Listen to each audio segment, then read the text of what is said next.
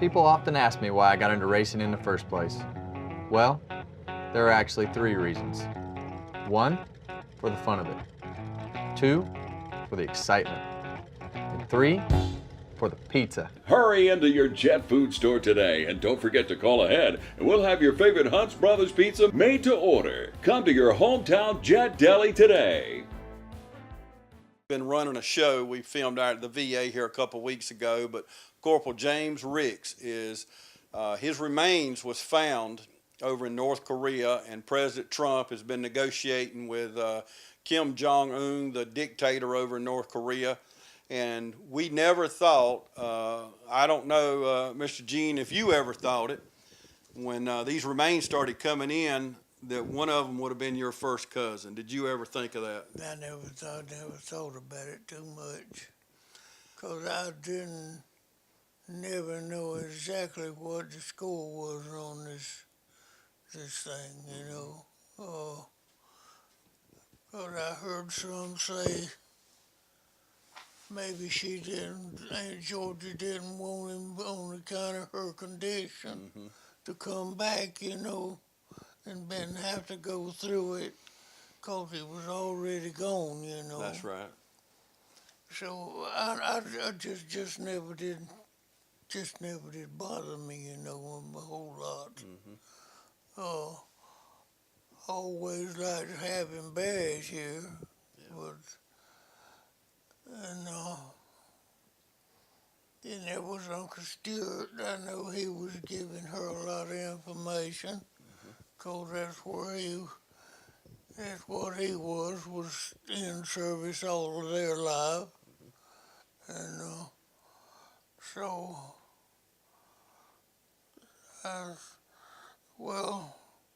I got a phone call several years ago, and I thought it was somebody cutting up with me about something.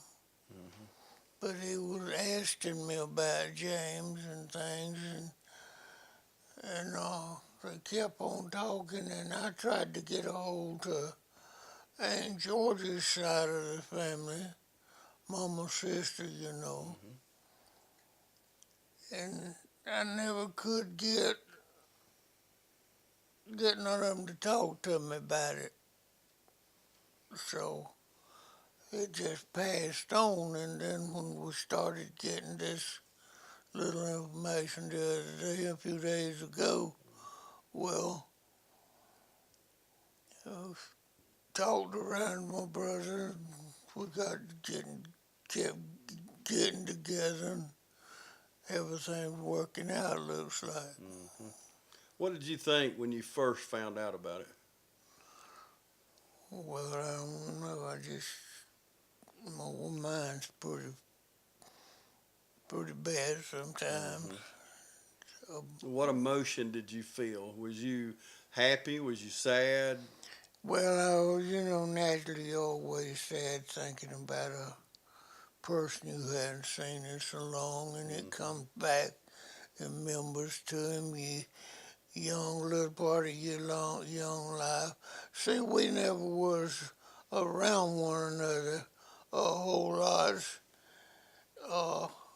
after he started the school and I started the school. 'Cause he'd go to one school and I went to another, and then they would, I don't know what, Georgie and John separated at James's daddy. They separated, and then she would leave James with Granddaddy and Bill and them for the days that he wasn't in school, like 2 or 3 months, or how long it was, you know, of being out of school. And so then we'd get to knowing one another pretty good, and doing a lot of playing, a lot of little scrambling around, fighting a little bit. Like boys do. They'll do that, you know. That's right. They're supposed to. Yeah. That's But anyway, and so it just time just run out on us, you know. yeah. And That's what happens, isn't it? Time, time the just Bible says life's a vapor and then we vanish. So as we look at our lives, that vapor, it just flies by. It And, flies and we on all by. know, sitting in this room, that the older we get, the more it flies by. But where are you talking about? You said he had stayed with his grandparents. Is that who you're talking about? And where was that at? Where'd they live? Down on Scotland Road, Okay. right down there where the Scotland Road butts into 126. Mm-hmm. That was the end of well, the Scotland Road butted in there, and it went on and went to Allamore. Mm-hmm. But anyway, right there, well, was the end of my granddaddy's lower place. Mm-hmm. He had down going up side of Cedar Grove Road over there. He had 100 acres of land there. And he sold it to Mama's brother, and he moved in the house with Granddaddy after his last wife died. Mm-hmm. And the young ones would drop in like James, and I had another cousin, Nathaniel Hudson. He would drop in and stay with us 2 or 3, but did the school, outage, and so we'd all get to having a pretty big time living together,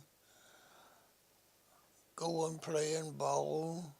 Do you remember when he signed up to go in the military? Do you remember that? No, sir, I don't know when it was. Do you remember when he left and went away? You knew that he left, right? Y'all were Yeah. close enough to know. He come, and I believe he spent the night, his last night, with us. Mm-hmm. I believe that's right. Now, I could be wrong, but that's the way I remember it. And the next morning, we lived about a quarter of a mile, not quite that far up the road, up the hill, off of the Scotland Road. So, I think Daddy had an old car, but I didn't. But anyway, me and James walked from up there down to from up there at their house down to the Union Springs Church, right across the road from Union Springs. And to the Scotland Road, and I can't remember whether somebody gave him a ride or he was walking when he left. But we walked and talked coming down there to that road, and that was a sad time, him leaving, and I didn't know when I'd ever see him. And come to find out, you'd never see him again. Never see him again. Yeah. And so many young people that are watching us now, and young people around our community in this country, don't realize that because of the price that people like James paid, we have the very freedom that we have right now to be able to sit here, broadcast this over television, go to church where we want. If we want to go to town and have a hamburger, whatever, we have that freedom because of people like James Riggs. That's right, and like my cousin, another than my cousin, Kelly Ward. Did you know him? No, sir. He was a great fisherman in Lawrence County. Okay. Oh man, he caught record rockfish. Have you ever been in Branch's barbershop in Dublin on 441? No, but it sounds like I'm going to need to go by there, huh? You need to go by there and talk to old Thurston. He has it open like on Thursday and Friday. Mhm. And if he hadn't done something with them, he's got the pictures of Kelly Ward and his fish in there. And it's pretty good size little old fish. Wow. And y'all were all about the same age? No, Kelly was a good bit older Okay. than me. Like, he was old enough to go in the service, and I was like 12 Okay. when he went in service. And, He was in World War II. World War II. Uh-huh. And got shot up mighty bad. But he come home and from service, and he was wounded more than one time, we'll say 2 or 3 times. And he lived to be, I would say, around 92, 93 years old. And, he lived probably a bruised up life from being shot and bunged up. But he could go fishing when he took a notion and do most anything else he wanted to But do. at least he got to come home. But he got to come home. So many didn't. And I was so proud that he was home, because he had an old bicycle, and if he wasn't afraid I'd tear up something on it, he'd let me ride it sometime. That's how you got where you was going, huh? Yeah, I could. No, I'd have to bring it right back to him. I could just ride up and down the Yeah, I don't blame him. road. Yeah. Because that's the way he had to go. Well, we protected our bicycles, though. And That was our then mode. Then when he got back out of the Army, got back able to go, he bought some pretty fair automobiles, old trucks, and he bought him a little farm up there, and he had him told my sister one day, some of them, he had 3 trucks, and he had a boat and a trailer hooked behind every one of them, and something to fish with. And when he took a notion to go fishing, he just could go in there, whichever one he was closest to. So Yeah, sounds like he loved to fish, and he had everything set and ready to he go, had didn't he? him an old, had him 3 old tractors that farm back to 25, 30 acres with, or maybe a little more. Had them old tractors, and he would be out there in the field plowing, and if he seen somebody go by, was told this. Now, I didn't see it, but I was told that. One of my other cousins told me this. He said, Kelly be out there plowing, and if he sees somebody go by with a fishing pole on the car or truck, say he'll park that tractor right there and just walk across the field, get in his truck and take off fishing. Well, priorities, ain't it? Yeah. Fishing was the priority. Yes, sir. Yeah. Well, we need to take a commercial break. Well, I'm going to continue my conversation with Mr. Gene Ward. Y'all stay with us. We'll be back right after this. Portions of this program are brought to you by Curry Companies and Curry Residential, your Caldwell banker, providing real estate services since 1902. We didn't got a whole lot of them because it was several years that it didn't see him very often, you know. But anyway, we went to was all the Walker boys, and I believe I knew was one of them and I'm not sure that it wasn't two of the Stafford boys, and another one of mine and James' cousins, Nathaniel Hudson, was with us. And they said something about let's go down there and play on the cotton a little bit. So we went down there and got in the old house, and I imagine in the house there was probably 5, 6 bales of cotton or more, Mm-hmm. 'cause it was full in there pretty well. So everybody played pretty good there for had a looked like a pretty good time. And all of a sudden, they got to throwing cotton. And I told them, don't throw none on me. Get that sand all down my shirt collar. And that'd make me ill. And they just kept on, and directly they got just wrapping me up with it. He'd go all down my collar. And things got pretty tight there. You ain't gonna tell me y'all got to fighting, huh? We got tangled up pretty well with it. And me and the others got out, took off, and started off up the road.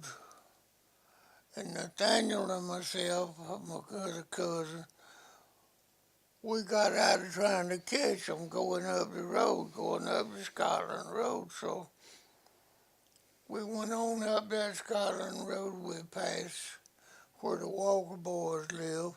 They didn't even slow down. They kept tipping and went on by their house. And the Stafford boys lived on over a little further. And we got right down there to the crossroads. Turned right to go to the Stafford boys' house. They live right up there. And on over a little further, there was an old house that belonged to my granddaddy. And there was the woods had been afire back there, and they'd come in and they'd burn out in an old field there. And they'd set an old stump of fire out there. And this old house was one we called old dipping vat house. That's where they had a dipping vat to dip the cows when they had ticks and lice and stuff on them. And so the stump was a fire on out there, and so them boys went across the field of wood there, and then to the stump was a fire, and they got on the other side. Just before they got to it, my cousin had a slingshot. It had to belong to one of the other boys, because I didn't ever know of my granddad and them letting him have one when they was down at his house, because afraid he'd shoot somebody through it out a window or something. But anyway, he shot me and hit me in the face, thrown there somewhere on this side of my face. It hurt pretty bad. And it went on out there, and they got on the other side of the burning stump from my cousin and myself, and we couldn't get close enough to them more fighting. But we could do some big talk. Who did the most big talking? All of us. Okay. So y'all was all guilty is what you're saying? Every one of us was guilty of doing a little ugly. So I don't remember just what happened, but we all finally just scrambled up and went. And I don't know if it wasn't me and Nathaniel went on through there and went to the house.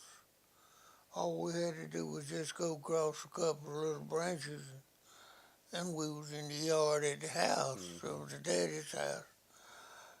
So I don't remember what our master's in, but I imagine if I could, go back over the thing and remember, oh, had the time and done the thinking, and others come around that remember a little of it, and it started to all come together. Yeah.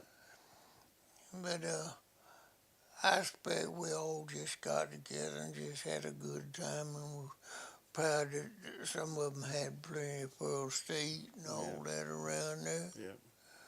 We got back, and then next thing I know of, I was sure of my cousin. He got to going with had him a little girlfriend up the road there. He'd go up and see her, and so he's. I don't know where he went or nothing about it afterwards, but anyway, I had heard that he had joined the service, and then when they was fixing to ship him off, he come home, and that's when he come and spent a day or two with us. Before he went off. And before he went off, and I walked with him down to the road, and that was the last time I seen him. Yeah. Well, we're going to take another break. We'll be back right after this. Hi, I'm Anna Grace with Myers Equipment and Supply, your dealer for the complete line of Can-Am side-by-sides and ATV products. For hunting, farming, or riding the trails, Can-Am has the models you need. If you choose the Can-Am Defender side-by-side, which is engineered to maximize a hard day's work on the farm or on a hunt, Defenders offer 20% more torque than its rivals. You can carry 1,000 pounds of payload or tow 2,000 pounds of cargo. You will appreciate Can-Am's precision engineering and industry-leading performance. Come into Myers Equipment today and see the full line of Can-Am ATVs and side-by-sides. Can-Am, the ride says it all. Welcome back, everybody. We come back to wrap things up, and we've got a gun with us, Mr. Ward, that was James Ricks's BB gun as a child. And I know you probably don't remember this gun, but we both know that it was his gun. It was his gun. So this gun, we were talking off the air a minute ago. We don't know for sure, but it's probably 80 years old. You know, that's right. It dates back quite a ways back, but I started out the show, and I don't know if you're just joining us, but we're in the home down here in Cadwell, Georgia, the family of Corporal James Ricks. What an honor it is to bring his remains back to Lawrence County and be coming back on May 2nd. We're not sure yet whether he'll be coming from Savannah or Atlanta, but I want to thank Townsend Funeral Home. They'll be taking care of it. And then on May the 4th, the Patriot Guard will be escorting his remains down to Union Church, which is in the Cedar Grove area. And it's Union Springs Church. And we want to invite people, and let me tell you, I know for a fact, because I remember we brought the wall back with all the names from the Vietnam War and things like that. We love our veterans in Lawrence County. We support our VA hospital, and we support all our veterans. So we'd like to ask you, if you can't go to the funeral, come out and line the parade route, just on Telfair or down 441 towards Cedar Grove, and honor these remains, because I can't imagine how the family feels, because I feel like I'm getting emotional now, Mr. Ward, because I'm just thinking about this man, and it's your family that gave his life.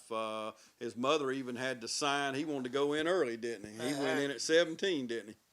Most people try to get out of going in, and here's this young man, your first cousin. Yeah, he was one that loved to lead. He loved to go on and get something done. And he did. Yeah. And he did. and we don't know his final moments, but I'll assure you, listen to this family talk off the camera and on the camera. He was a leader to the very end, and we honor his life. We honor his family, and I want to thank them for letting me come in their home and visit with Mr. Ward and visit with them down here. But the funeral is going to be May 4th at 2 o'clock at Union Springs, like I said, in the Cedar Grove area. And we just invite you to be a part of this. And if you see the family, maybe mention to them how you do support them in this time. But I know it's a sad time, as you mentioned, but I know it's a happy time too, knowing that they can bring his remains back to Orange County. And Mr. Ward, I remember when President Trump was negotiating with the dictator over there, never in a million years did I think that some young man from Orange County would be coming back to us. Never thought of that.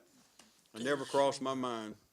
And here it is, your family, your first cousin. And well, Mr. Ward, I know this ain't something you do, but I really appreciate you sitting down with me here today and talking to me on television. And well, it's been a pleasure to talk to you. You know, so maybe we might get to talk again sometime, somewhere. Yep, I hope so. But once again, I want to thank them for letting me come in their home today. And our sympathies and our condolences go out to the Ward family. And if you're watching this today and you served in the military, thank you so much for your service. Thank you for the freedoms that we enjoy sitting here in this living room today. Freedom to worship, freedom to gather, and freedom to broadcast a message like this out over the air. So thank you so much for your service. And to those of you that didn't serve in the military, thank you for joining us today.